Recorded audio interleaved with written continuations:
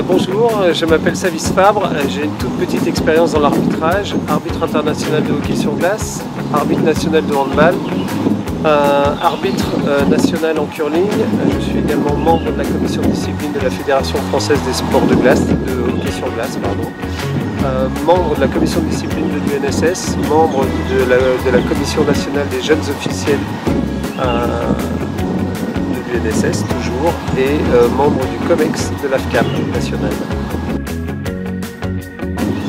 Je suis arrivé à l'arbitrage complètement par hasard et par une volonté de ma part. Le club avait besoin de jeunes arbitres pour arbitrer un tournoi de plus jeunes encore. Et il proposait de faire un mini-stage d'arbitre pour nous donner déjà les rudiments de l'arbitrage et du règlement. Et j'ai vu là-dedans deux choses, enfin même trois choses. La première, pouvoir rendre service à mon club. La deuxième, en apprendre un peu plus sur mon sport pour me permettre peut-être d'être un peu meilleur comme joueur en match. Ça me permettait de savoir ce que je pouvais faire, ce que je ne pouvais pas faire en match. Et puis la troisième chose, c'est que je me suis rendu compte que ça me permettait de manger plus de glace, c'est-à-dire de rester plus longtemps en fait sur la glace parce que j'adore être sur la glace. Des avantages, je ne saurais pas dire. Des inconvénients, alors si c'en est, ça serait plus que la première chose qu'une femme arbitre sportive doit faire, c'est qu'elle doit jouer des coudes pour montrer qu'elle a la légitimité d'être sur le terrain, d'être dans le vestiaire des arbitres. Et ça, je pense que c'est le premier combat qu'elles doivent mener, alors que nous, les hommes, on n'a pas à le faire.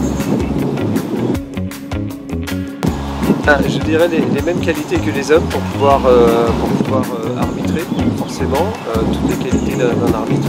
Mais ce que j'admire en fait chez les femmes, chez mes collègues arbitres, c'est deux choses. La première, c'est leur capacité à combattre cette adversité qu'il peut y avoir dans les vestiaires ou sur le terrain à cause des collègues hommes.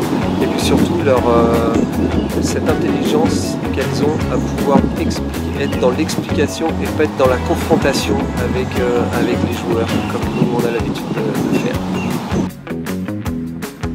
Alors, j'en ai plein.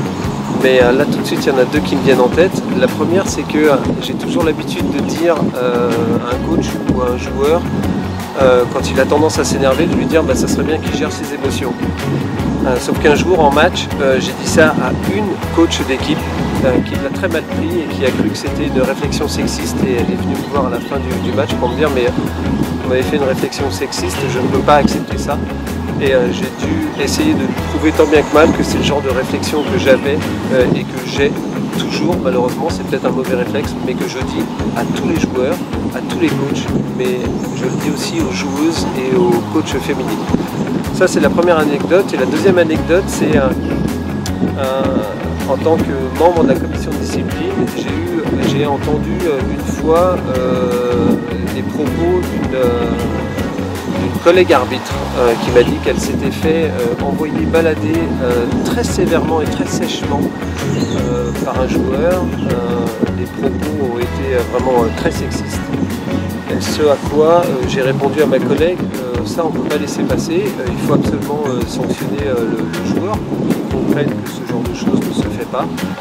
Cette collègue a refusé de le faire et je me suis retrouvé dans la situation où j'avais une information que je connaissais mais que je ne pouvais pas étaler au grand jour en quelque sorte pour pouvoir sanctionner ou pour pouvoir au moins rappeler à l'ordre, parce qu'elle-même ne voulait pas, pour la simple et bonne raison que j'ai compris mais que j'ai du mal à accepter, c'est qu'elle avait peur que les projecteurs soient braqués sur les femmes arbitres et qu'après elles soient toutes montrées du doigt et qu'elles ne puissent pas de nouveau arbitrer correctement.